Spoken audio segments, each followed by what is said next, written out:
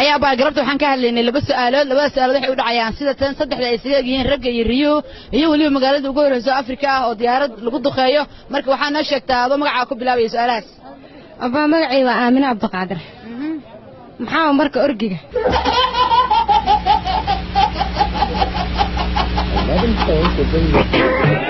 maya saddexda ay isaga yihiin ragga iyo riyaha rabnaa riyaha waxaa ka wadaa eriga miya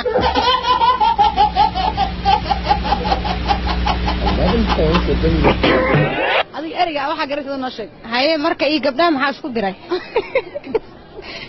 nala wabaxay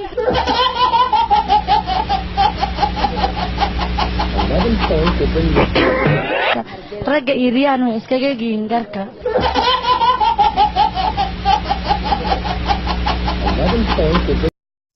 aryaa magaaladan muqdisho la dhahaa caasimad way cabira lagu socdaa muufadaada macsaradaada shaatigaaga cabir jawaa lagu socdaa reegal kacay hor orodka iska daa naga tagni jaaso nin laba xaniyood bana cabirku ka sheekanay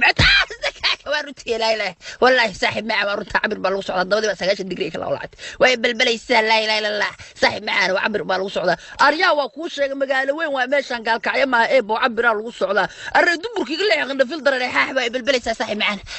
aryaa inda adeeg miga daahay mis waa ku dharbaaxa ofin waayay wacadka ifka lagu cadaadiyo abaalkiisu waa naar abujaalagtiise balilaali ajasha aakhira dhibi weeyo